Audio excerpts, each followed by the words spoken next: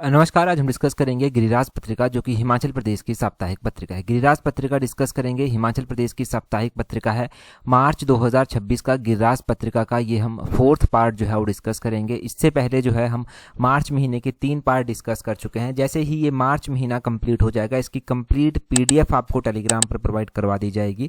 Telegram पर join करने के लिए अपने टेलीग्राम से सर्च करना @allexam31, आपको हमारा टेलीग्राम चैनल मिल जाएगा। इससे पहले जितने भी मंथ हुए हैं उन सब की PDF आपको टेलीग्राम पर प्रोवाइड करवा दी गई है। इस बार जो गिरिराज पत्रिका का एडिशन था वो सारा का सारा इकोनॉमिक सर्वे बेस्ड जो था वो था। तो आज के बजट में जो है वो, आज के इस पार्ट में जो है वो आपको इकोनॉमिक सर्वे के ज़्यादा क्वेश्चंस देखने को मिलेंगे। अभी हम क्वेश्चन नंबर 1 से डिस्कशन को स्टार्ट करते हैं। बोलते हैं, according to Himachal Pradesh economic survey 2025-26, agriculture loans accounted for what percentage of total bank loans as of September 2025। तो बोलते हैं ये बात की जा रही है हिमाचल प्रदेश की, और हिमाचल प्रदेश के 2025-26 के इकोनॉमिक सर्वे के बात की 2025-26 के इकोनॉमिक सर्वे के अकॉर्डिंग जो है वो बात की जा रही है कि एग्रीकल्चर लोन जो है वो कितना जो है वो परसेंट कंट्रीब्यूट जो है वो करते हैं टोटल लोन में। तो हिमाचल प्रदेश में 17% इनका कंट्रीब्यूशन जो है वो रहता है, 17% जो है वो इनका कंट्रीब्यूशन रहता है। स्टार लगा लीजिए, क्योंकि ये क्वेश्चन पहले भी अलग अलग फाइनेंशियल ईयर्स का जो है वो एग्जाम में पूछा जा चुका है। अभी देखिए, एग्रीकल्चर लोन जो है वो अकाउंट करते हैं 17% of the total loan given by banks as of September 2025। तो सितंबर 2025 तक बैंकों ने जितने भी लोन दिए उनमें से 17% लोन तो ऐसे थे जो एग्रीकल्चर जो लोन थे वो थे। अब यहाँ पर कंपेयर भी किया गया है, compared to RBI's national threshold. जो RBI के द्वारा जो है वो राष्ट्रीय स्तर पर एक आंकड़ा रखा गया है वो है 18% का, और हिमाचल जो है उससे नीचे अभी 17% पर ही जो है वो है। बोलते हैं, advances to the weaker section and women accounts for 17% and 14% of total lending. तो बोलते हैं कि वीकर सेक्शन हो गया वो 17%, और जो वुमेन हो गया वो जो है वो 14% जो है वो टोटल लैंडिंग जो है वो इनमें से रखते हैं, compare to the national target of 12% and 5%। अब देखो, नेशनल लेवल पर जो टारगेट है वो कितना है, वो 12% और 5% का ये है वीकर सेक्शन का और महिलाओं का, परंतु हिमाचल में जो है ये जो है वो 17% और 14% तक पहुंचा है। बोलते हैं, banks in the state have a credit deposit ratio. ये CDR का क्वेश्चन भी बहुत बार एग्जाम में पूछा गया है कि CDR कितनी है हिमाचल के बैंकों की। तो banks in the states have a credit deposit ratio 49.12% till September 2025। तो सितंबर 2025 तक जो है वो जो क्रेडिट डिपॉजिट रेशो है वो है 49.12%। अब देखिए, क्रेडिट डिपॉजिट रेशो एक टर्म आप पढ़ रहे हैं तो पता भी होना चाहिए कि क्रेडिट डिपॉजिट रेशो होता क्या है। देखिए, ये एक इम्पॉर्टेंट जो है वो एक पैरामीटर आता है जिससे ये पता चलता है कि बैंक अपने डिपॉजिट का जो है वो कितना % जो है वो लोन जो है वो दे सकते हैं। मतलब बैंकों के पास कितना डिपॉजिट है और वो उसको एक्सटेंड करके कितना लोन जो है वो लोगों को दे सकते हैं, ये इस क्रेडिट डिपॉजिट रेशो से जो है वो पता चलता है। तो ये सारा का सारा आप ध्यान रखें। हम जो है वो यहाँ पर अगर बैंकिंग सिस्टम की बात कर रहे हैं तो इकोनॉमिक सर्वे के हमने और भी पार्ट पढ़े हुए हैं, और वहाँ पर मैंने और भी क्वेश्चंस बैंक के जो है वो डिस्कस आपके साथ किए हैं। हाँ, एक बात मैं बता दूं कि जो इकोनॉमिक सर्वे और बजट इस साल का जो आया है उनकी अलग से प्लेलिस्ट बनाई गई है। उस प्लेलिस्ट में आपको वो पार्ट देखने को मिल जाएंगे, और ये वाला पार्ट भी उस प्लेलिस्ट में ऐड कर दिया जाएगा ताकि इकोनॉमिक सर्वे आपका ये भी कवर हो जाए उसी के साथ। आगे बोलते हैं total area of operational land holding in Himachal Pradesh is approximately. तो बोलते हैं कि हिमाचल प्रदेश में जो परिचालन भूमि होल्डिंग का कुल क्षेत्रफल है वो लगभग कितना है। तो टोटल ऑपरेशनल लैंड होल्डिंग है हिमाचल प्रदेश में वो कितनी है, ये यहाँ पर जो है वो पूछते हैं। तो टोटल ऑपरेशनल लैंड होल्डिंग जो हिमाचल प्रदेश में है वो है 9.44 लाख हेक्टेयर। ऑप्शन सी इसका जो है वो सही आंसर जो है वो हो जाएगा। 9.44 लाख हेक्टेयर जो है ये ऑपरेशनल लैंड होल्डिंग है, और इसके ऊपर भी लगभग हर साल क्वेश्चन जो है वो बने ही हैं। ये भी जो है वो डाटा 2-3 सालों से सेम है, तो इसके ऊपर भी स्टार लगाइए और थोड़ा डिटेल से देखिए यहाँ पर क्या क्या है। बोलते हैं, out of the total geographical area of Himachal Pradesh, जो हिमाचल प्रदेश का 55,673 square kilometre total geographical area है, बोलते हैं इसमें से जो ऑपरेशनल होल्डिंग साइज है वो कितना है, वो है 9.44 लाख हेक्टेयर। ये है 9.44 लाख हेक्टेयर। बोलते हैं, and operated by 9.97 lakh farmers. और ये ऑपरेट कितने किसानों के द्वारा किया जाता है, तो ये 9.97 लाख किसानों के द्वारा जो है ऑपरेट किया जाता है। With the average size holding, जो एवरेज लैंड साइज होल्डिंग है हिमाचल प्रदेश में वो है 0.95 हेक्टेयर। ये भी ध्यान रखना है, इसके ऊपर भी क्वेश्चन बने हैं, तो 0.95 हेक्टेयर भी ध्यान रखें। बोलते हैं distribution of the land holding according to 2015-2016 agriculture census shows that, तो 2015-16 का ही एग्रीकल्चर सेंसस अभी तक चलता है। तो बोलते हैं उसके अकॉर्डिंग जो है वो 88.86% of the total holding belong to small and marginal farmer. तो ये ध्यान रखें कि स्मॉल और मार्जिनल फार्मर हैं उनको जो है वो 88.86% जो है वो लैंड होल्डिंग बिलोंग करती है। और बोलते हैं about 10.85% of the holding are owned by semi medium and medium. तो सेमी मीडियम और मीडियम जो है ना उनके द्वारा जो है वो 10.85% जो है वो की जाती है। और बोलते हैं इसी तरह यहाँ पर बोलते हैं कि जो लार्ज फार्मर्स हैं वो कितने होल्ड करते हैं, वो 0.30% जो है वो होल्ड करते हैं। ठीक है, ये भी आपने ध्यान रखना है। तो इन सभी के ऊपर ये पूरा का पूरा पैराग्राफ नोट करने वाला है। इस पूरे के पूरे पैराग्राफ से ही क्वेश्चन एग्जाम में बनते हैं। यहाँ पर हर एक आंकड़ा इंपॉर्टेंट है, चाहे वो 9.44 लाख हेक्टेयर का है, चाहे वो 9.97 लाख फार्मर का है, चाहे वो एवरेज होल्डिंग है 0.95, चाहे वो स्मॉल एंड मार्जिनल फार्मर्स का 88.86% है, चाहे वो जो है वो सेमी मीडियम और मीडियम फार्मर्स का 10.85% है, चाहे वो जो है वो लार्ज फार्मर्स का जो है वो 0.30% है। तो ये सारा का सारा इंपॉर्टेंट है, डाटा नोट करने वाला है। आगे क्या बोलते हैं, आगे बोलते हैं what is the monthly allowance provided to eligible unemployed youth under the scheme. तो बोलते हैं हिमाचल प्रदेश में एक स्कीम चलाई गई है। अब बोलते हैं उस स्कीम के तहत हिमाचल प्रदेश में जो बेरोजगार युवा हैं उनको जो है वो कितनी सहायता दी जाती है।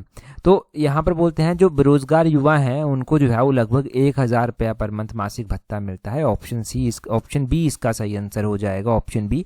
देखिए ये योजना है अनएम्प्लॉयमेंट अलाउंस स्कीम, जो बेरोजगारी भत्ता योजना है ये वो योजना है।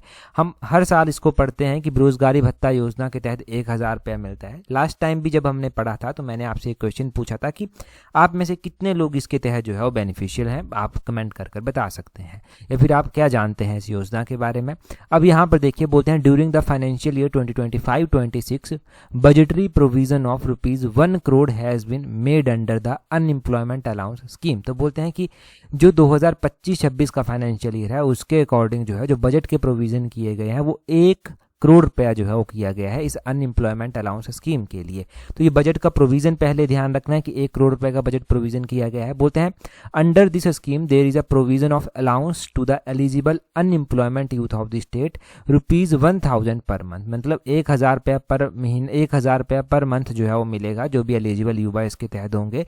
और बोलते हैं और फॉर द 50% और मोर परमानेंट फिजिकली चैलेंज्ड, यानी कि 50% या 50% से अधिक कोई फिजिकली चैलेंज्ड है तो उनको 1500 रुपया पर मंथ जो है वो इसके तहत मिलेगा।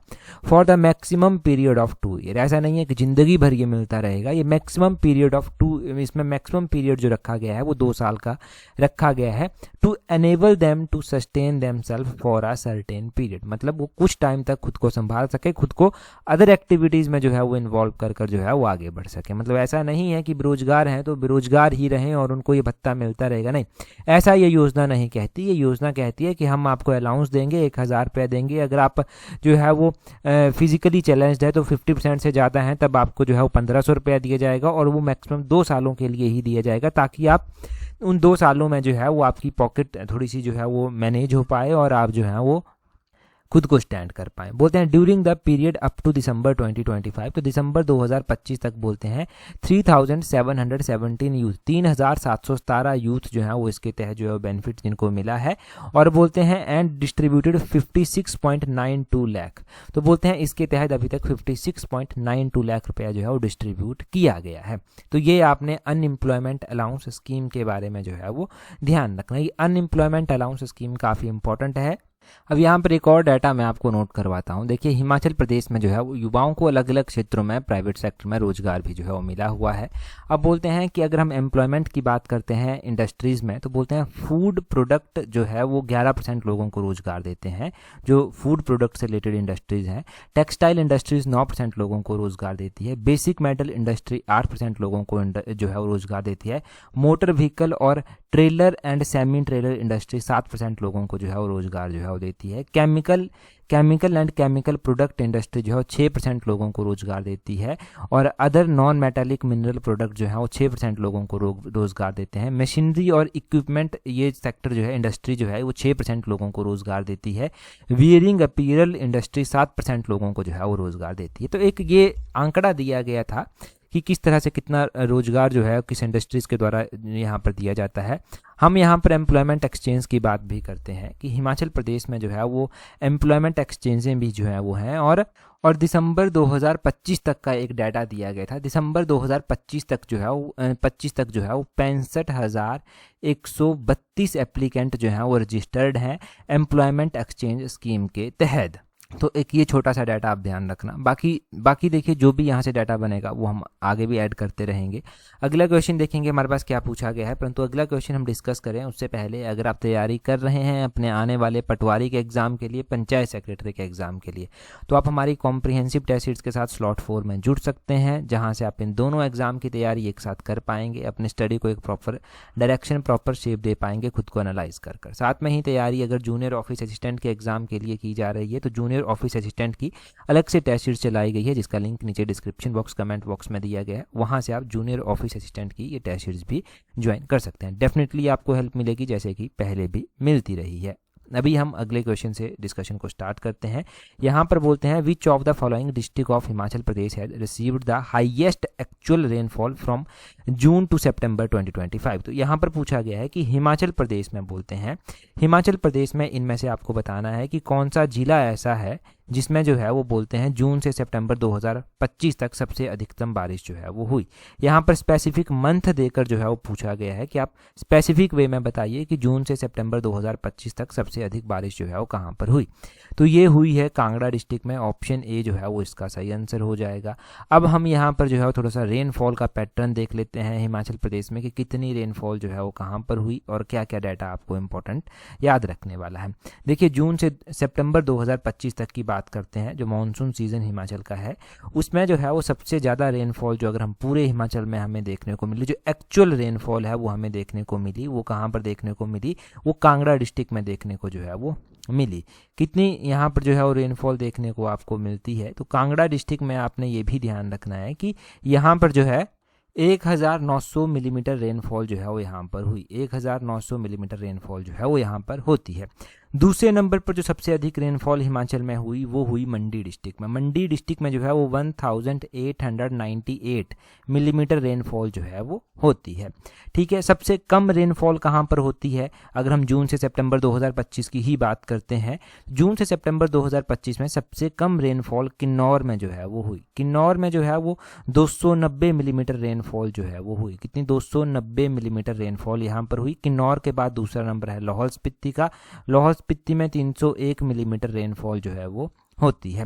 अगर हम बात करते हैं हिमाचल प्रदेश में रेनफॉल का पैटर्न, तो हिमाचल प्रदेश में जो है वो हिमाचल प्रदेश में जो एवरेज रेनफॉल हुई है जून से सितंबर 2025 के बीच में वो कितनी हुई है? वो जो है वो 1023 मिलीमीटर जो है वो हुई है। 1023 मिलीमीटर ये एवरेज रेनफॉल हिमाचल प्रदेश में जून से सितंबर 2025 के बीच में हुई है। वैसे जून से सितंबर 2025 के बीच में जो नॉर्मल रेनफॉल होती है वो होती है 734 मिलीमीटर। 734 मिलीमीटर यहाँ पर नॉर्मल रेनफॉल होती है। तो इस बार जो है वो ज़्यादा रेनफॉल हुई। और कितनी ज़्यादा रेनफॉल यहाँ पर जो है वो हुई, कितनी जो है वो एक्सेस में हुई? तो लगभग जो है वो यहाँ पर 289 मिलीमीटर एक्सेस रेनफॉल जो है वो हुई। कितनी? 289 मिलीमीटर एक्सेस रेनफॉल जो है वो हिमाचल प्रदेश में हुई।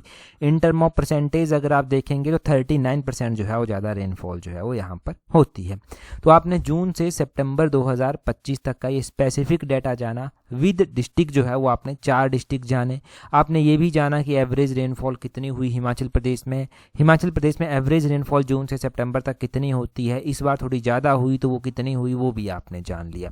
बस इतना सा ध्यान रखिए। हम जून से सितंबर तक का ही पढ़ेंगे, अक्टूबर से दिसंबर वाला वो बाद में कवर कर लेंगे, क्योंकि इतना ज़्यादा डाटा फिर वो कन्फ्यूजन हो जाता है थोड़ा सा कि क्या याद रखना है क्या याद नहीं रखना है।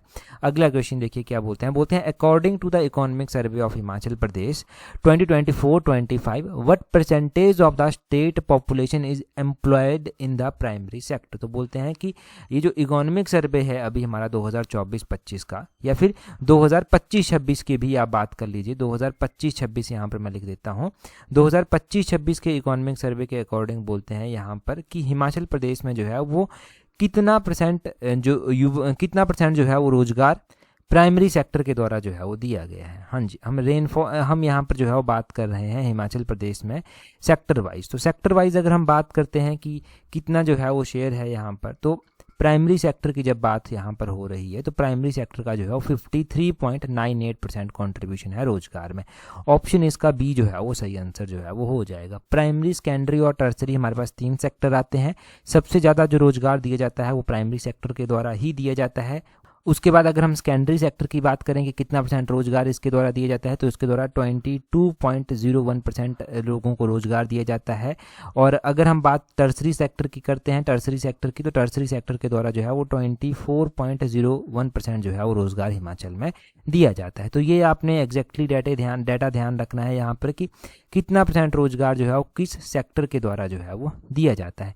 प्राइमरी सेक्टर जो है वो इम्पोर्टेंट सेक्टर है। यहाँ पर एक बात अच्छे से नोट कर लेना कि यहाँ पर 2024-25 लिखा गया है, मैंने आपको 2025-26 बोला। चाहे 2024-25 का पूछा गया, 2025-26 का पूछा गया, डाटा भी सेम ही है दोनों का। तो ये इसमें कन्फ्यूजन होने वाली भी कोई ज़रूरत नहीं है कि हाँ कंफ्यूज हो गए आप कहीं पर भी। अब हम बात प्राइमरी सेक्टर की कर रहे हैं तो थोड़ा सा रिवाइज आपको करवा देता हूँ। 2025-26 में अगर हम देखते हैं प्राइमरी सेक्टर का, तो GSBA में प्राइमरी सेक्टर की जो ग्रोथ है वो 8.4% जो है कॉन्स्टेंट प्राइजेस पर जो है वो एक्सपेक्टेड है। ठीक है, एक आपने ये ध्यान रखना है, प्राइमरी सेक्टर की ग्रोथ ये 8.4% जो है वो एक्सपेक्टेड है। और दूसरा आपने ये ध्यान रखना है कि अगर हम प्राइमरी सेक्टर की बात कर ही रहे हैं तो प्राइमरी सेक्टर में जो है वो क्या क्या चीज़ें जो है वो आती हैं, कौन कौन सी जो है वो ऐसी सब सेक्टर हैं प्राइमरी सेक्टर के जो आपको याद रखने हैं। तो प्राइमरी सेक्टर में जो है वो लाइव स्टॉक आता है, क्रॉप आपके आते हैं, फिशरीज आता है, माइनिंग आता है, क्वेरिंग आता है। ये सारे सेक्टर जो है वो कहाँ पर आते हैं, वो प्राइमरी सेक्टर में जो है वो आते हैं। फिर प्राइमरी के ये सब सेक्टर जो है वो सारे के सारे आते हैं। प्राइमरी सेक्टर का क्लियर हुआ, रोजगार का क्लियर हुआ। प्राइमरी, सेकेंडरी, टर्सरी का भी अगला क्वेश्चन देखिए क्या बोलते हैं under the him Kukkut Palan Yojana what percentage of subsidy is provided for capital investment as recurring cost. तो बोलते हैं कि हिम कुक्कुट योजना एक चलाई गई है, हिम कुक्कुट पालन योजना।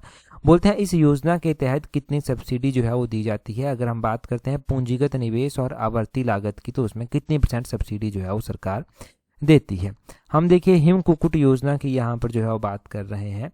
हिम कुक्कुट योजना जो चलाई गई है, इस योजना में जो है वो 60% सब्सिडी दी जाती है। ऑप्शन सी इसका जो है वो सही आंसर है। ठीक है, इसमें कैपिटल इन्वेस्टमेंट और रिकरिंग कॉस्ट पे जो है वो 60% सब्सिडी दी जाती है। थोड़ा डिटेल से मैं आपको बताता हूँ ताकि कॉन्सेप्ट आपके क्लियर हो सके। हिम कुक्कुट प्लान योजना है और इस योजना के तहत फाइनेंशियल ईयर 2025-26 में 345 लाख रुपया जो है वो एलोकेट किया गया है under the broiler poultry scheme. तो ये आपने ध्यान रखना है, ब्रॉयलर पोल्ट्री स्कीम के तहत किया गया है। और बोलते हैं each beneficiary receives the 3000 day old broiler chicks along with the feed, feeder and drinkers. तो ये भी आपने ध्यान रखना है कि हर एक बेनिफिशियरी को जो है 3000 डे ओल्ड ब्रॉयलर चिक along with the feed, feeder and drinker दिए गए हैं। 60% सब्सिडी का प्रोविजन रखा गया है on both capital investment and including the shed construction, feeder, drinker, कुछ भी ऐसा करते हैं वो तो उनको 60% सब्सिडी मिलेंगी। बेसिकली ये मुर्गे पालने वाली योजना है। अगर आप मुर्गे पालते हैं तो इस तरह की जो है वो मुर्गियों पालने पर जो है वो सरकार जो है वो सब्सिडी जो है वो देती है। जैसे आपको शेड बनाना है घर में तो तब ये 60% सब्सिडी दी जाएगी। बोलते हैं up to December 2025 11 beneficiaries have been selected. तो दिसंबर 2025 तक 11 बेनिफिशरीज ही जो हैं वो इसके तहत फ़ायदा ले चुके हैं। तो ज़्यादा कोई डाटा भी नहीं है कि बहुत ज़्यादा लोगों को बेनिफिट मिला दिसंबर 2025 तक। अभी तक 11 लोगों को ही बेनिफिट इसके तहत जो है वो मिला है। तो इतना सही यहाँ से याद भी रखेंगे। आगे बोलते हैं Him MSME fest 2026 held from 3rd January to 4th January 2026 at which of the following place. तो बोलते हैं कि ये हिम MSME एक फेस्ट ऑर्गेनाइज किया गया। बोलते हैं ये 3 से लेकर 4 जनवरी 2026 के बीच में जो है वो ऑर्गेनाइज हुआ। अब यहाँ पर वही पूछा गया है कि ये 3 से 4 जनवरी 2026 के बीच में जो है वो ऑर्गेनाइज हुआ। बोलते हैं कहाँ पर ये ऑर्गेनाइज जो है वो हुआ है, तो हिम फेस्ट हमने गिरिराज पत्रिका में भी पढ़ा था, ये शिमला में ऑर्गेनाइज जो था वो हुआ था, शिमला में ऑर्गेनाइज हुआ था, तो ऑप्शन सी इसका सही आंसर हो जाएगा। ऐसे क्वेश्चन बहुत बार पूछे गए हैं। बोलते हैं हिम एमएसएमई फेस्ट 2026 जो हुआ वो 3 से 4 जनवरी 2026 के बीच में शिमला में हुआ। और इसमें बोलते हैं क्या क्या हुआ, इसमें जो है वो बोलते हैं इसकी जो थीम थी वो क्या थी, इसकी थीम थी rooted in Himachal Pradesh ready for world. तो ये इसकी थीम जो था वो रखी गई थी, rooted in Himachal ready for world, ये इसकी थीम रखी गई थी। बोलते हैं the festival celebrated the state's rich indigenous production ecosystem while positioning Himachal Pradesh as the emerging hub for tourism, sustainable agriculture, handicraft और वैल्यू एडिड एंटरप्राइजेस। तो बोलते हैं कि हिमाचल प्रदेश का ये जो हिम एमएसएमई फेस्ट था, इसमें हिमाचल का जो इंडिजिनियस प्रोडक्शन है उसको बेसिकली दर्शाया गया, उसकी जो है वो प्रदर्शनियाँ लगी, वैसी चीज़ों को जो है वो इनक्रीज किया गया। अब हिमाचल प्रदेश हब भी बन रहा है एग्री टूरिज्म के लिए, और यहाँ पर सस्टेनेबल एग्रीकल्चर को भी बढ़ावा दिया जा रहा है। यहाँ का हैंडीक्राफ्ट हो गया, वो भी जो है वो काफ़ी फेमस है, वहाँ से भी लोग अपना रोजगार चला रहे हैं। तो ये सारी चीज़ें जो है वो यहाँ पर दिखाई गई, या फिर उन्हीं चीज़ों को एनकरेज करने का जो है वो इसका एम भी है। तो हिम एमएसएमई जो है वो क्लियर हुआ। अगला क्वेश्चन देखिए, बोलते हैं under which section of Himachal Pradesh infrastructure development act 2001 Himachal Pradesh infrastructure development board was established. तो बोलते हैं कि हिमाचल प्रदेश के किस भाग के अंतर्गत, बोलते हैं ये हिमाचल प्रदेश का इंफ्रास्ट्रक्चर डेवलपमेंट एक्ट 2001 है, इसके किस भाग के अंतर्गत बोलते हैं ये Himachal Pradesh infrastructure development board की स्थापना जो था वो हुई थी। अब देखिए आप बोलेंगे कि ऐसे क्वेश्चन भी क्या कॉम्प्लिकेटेड जैसे क्वेश्चन पूछ ले जाते हैं जिसमें सेक्शन ही पूछ लिया जाए। हाँ, HPRC का हमने पैटर्न देखा है, तो कुछ एक एग्जाम्स में जो है वो ऐसे सेक्शन वाइज क्वेश्चन पूछेंगे कि किस सेक्शन के तहत क्या हुआ था, तो मे भी ऐसा क्वेश्चन पूछ लिया जाए। तो Himachal Pradesh infrastructure development board की स्थापना इस Himachal Pradesh infrastructure development act 2001 के सेक्शन 2 के तहत हुई थी। ऑप्शन ए इसका सही आंसर है। थोड़ा डिटेल से देख लीजिए, बोलते हैं Himachal Pradesh infrastructure development board was established on 28 January 2002। पहली बात ये ध्यान रखनी है कि Himachal Pradesh infrastructure development board ये 28 जनवरी 2002 को स्थापित किया गया था, और सेक्शन 2 के तहत ये स्थापित किया गया था, जो इनका Himachal Pradesh infrastructure development act 2001 है, उसके सेक्शन 2 के तहत ये जो था वो स्थापित किया गया था। तो इतना आपको पता चल गया, बस इतना ध्यान रखना है। आगे बोलते हैं यहाँ पर capacity of which of the following hydro power project is not correctly matched. तो यहाँ पर पार्वती 2 परियोजना, उहल 3 परियोजना, कुटेहर हाइड्रो इलेक्ट्रिक प्रोजेक्ट और Bhanu small hydro power project दिया गया है, इनकी कैपेसिटी बतानी है। देखिए पार्वती 2 परियोजना जो दी गई है ये 800 मेगावाट की है, बिल्कुल सही बात है। उहल 3 परियोजना जो यहाँ पर दी गई है ये 100 मेगावाट की है, ये भी बिल्कुल सही बात है। कुटेहर जो परियोजना दी गई है ये 240 मेगावाट की है, ये भी बिल्कुल सही बात है। और Bhanu small hydro power project जो यहाँ पर दिया गया है ये 15 मेगावाट का है, ये बिल्कुल गलत बात है, सही नहीं है, ये गलत बात है। यही जो है वो नॉट करेक्टली मैच है, ऑप्शन डी इसका सही आंसर। थोड़ा डिटेल से बताता हूँ। 4 परियोजनाएं ऐसी हैं जिनको ये कहा गया है कि commissioned between the April 2025 to December 2025। अब ये अप्रैल से दिसंबर 2025 तक कमीशन हुई। बोलते हैं यहाँ पर 4 परियोजनाएं जो हैं, इनमें से जो है वो पार्वती 2 परियोजना एक आती है जो कि 800 मेगावाट की है, और ये कुल्लू में स्थित है। ये ध्यान रखना है कि ये कुल्लू में स्थित है। उहल 3 परियोजना है जो कि 100 मेगावाट की है और मंडी में स्थित है। ये भी ध्यान रखना है कि ये उहल 3 परियोजना मंडी में स्थित है। कुटेहर हाइड्रो पावर स्टेशन है, ये 240 मेगावाट का है और चंबा डिस्ट्रिक्ट में जो है वो स्थित है। तो कुटेहर परियोजना कहाँ पर है, ये कुटेहर परियोजना जो है वो चंबा में स्थित है। ये Bhanu small hydro power project जो है 5 मेगावाट का है, 15 का नहीं है, ये 5 मेगावाट का है और कांगड़ा में जो है वो स्थित है। ये आप इन 4 परियोजनाओं के बारे में ध्यान रखना। आगे बोलते हैं मुख्यमंत्री स्वावलंबन योजना लॉन्च्ड इन विच ईयर। ये मुख्यमंत्री स्वावलंबन योजना कब लॉन्च हुई थी, तो ये वर्ष 2018 में लॉन्च हुई थी। ऑप्शन बी इसका सही आंसर है। बोलते हैं यहाँ पर to provide sustainable livelihood opportunity to bona fide youth of Himachal Pradesh. तो पहले तो आपने यहाँ से नोट करने हैं पॉइंट, अभी स्टार्ट कर दीजिए अभी से नोट करना कि ये एक तो बोनाफाइड यूथ को ही मिलेगी जो हिमाचल का बोनाफाइड यूथ है। दूसरा बोलते हैं इसमें एज कितनी रखी गई है, 18 से 45 साल यहाँ पर रखी गई है, और जो एज रिलैक्सेशन है मतलब महिलाओं को जो रखी गई है वो up to 50 years for women जो है वो रखी गई है। ठीक है जी, ये ध्यान रखना है। बोलते हैं स्टेट गवर्नमेंट ने इस मुख्यमंत्री स्वावलंबन योजना को जो है 2018 में लॉन्च किया था। कब 2018 में ये लॉन्च हुई। Scheme aims not only to generate employment सिर्फ एम्प्लॉयमेंट जनरेट करना ही इसका मकसद नहीं है, but also to promote entrepreneurship and self employment. मतलब युवाओं को जो है वो स्वरोजगार और जो प्रमोट एंटरप्रेन्योरशिप की ओर भी जो है वो ले जाना इसका मकसद है। इसके तहत जो प्रमुख बेनिफिट दिए जाते हैं वो क्या क्या है, बोलते हैं 35% investment subsidy to women and दिव्यांगजन, और बोलते हैं जो महिला और दिव्यांगजन कोई एंटरप्राइजेज हैं उनको जो है वो 35% सब्सिडी दी जाती है। शेड्यूल कास्ट शेड्यूल ट्राइब जो अगर कोई है तो उनको 30% दी जाती है, और बाकियों को जो है 25% सब्सिडी जो है वो इसके तहत दी जाती है।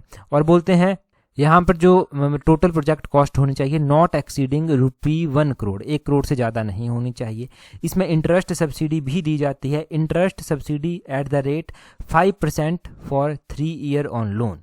तो लोन पर जो है वो 3 ईयर के लिए जो है 5% की इंटरेस्ट सब्सिडी जो है वो दी जाती है। और बोलते हैं अप टू 60 लाख, यहाँ पर 60 होगा, अप टू 60 लाख रुपये, तो 60 लाख रुपए का तक का लोन अगर आप लेते हैं तब इतनी सब्सिडी दी जाती है। बोलते हैं if a entrepreneur intends two by private land under this scheme, अगर कोई एंटरप्रेन्योर ऐसा है जो प्राइवेट लैंड जो है वो लेना चाहता है, तो बोलते हैं उसमें भी स्टैंप ड्यूटी जो चार्ज है वो एट द रेट 3% जो है वो एप्लीकेबल है। वैसे तो स्टैंप ड्यूटी चार्ज ज़्यादा है, परंतु अगर कोई इस योजना के तहत लेता है तो उसको 3% जो है वो मिलेगा। ठीक है, यहाँ पर यही इस योजना के बारे में इंपॉर्टेंट पॉइंट बताए गए हैं। बाकी जो PDF प्रोवाइड करवाऊंगा वहाँ पर ये सारा डिटेल से जो है वो एक्सप्लेन कर दिया जाएगा। ठीक है, एक्चुअली मैंने यहाँ पर ऐसा हुआ है, ये 260 है ना, 260 यहाँ पर बन गया, तो ये रुपी का साइन था और ये रुपी नहीं बन पाया पूरा, ये 2 बन गया उसका, तब ये 60 लाख है। ये ध्यान रखना, इसमें कन्फ्यूजन न होने की जो है वो ज़रूरत नहीं है। कन्फ्यूज़ आप हो जाते हैं कई बार कि ऐसा लिखा है, नहीं, उसमें कन्फ्यूज़न की कोई बात नहीं है। अगला क्वेश्चन देखिए, बोलते हैं who laid the foundation stone for the new Mandi judicial court complex at Kangni Dhar इन मार्च 2026। तो बोलते हैं मंडी के कांगणी में जो है वो एक न्यायिक न्यायालय परिसर का आधारशिला अभी रखी गई है। ये किसने रखी है? 4 ऑप्शन आपके पास दिए गए हैं, आप कमेंट कर कर बताएंगे कि ये आधारशिला जो है वो किसके द्वारा रखी गई है।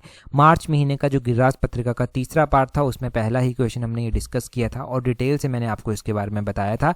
अभी इसकी PDF जल्दी ही टेलीग्राम पर हम आपको प्रोवाइड करवा देंगे। टेलीग्राम पर ज्वाइन करने के लिए अपने टेलीग्राम से @allexam31 इस तरह से सर्च करना, आपको हमारा टेलीग्राम चैनल जो है वो मिल जाएगा। आज की इस वीडियो में इतना ही है। That's all for today. Thank you very much for watching and listening it very patience.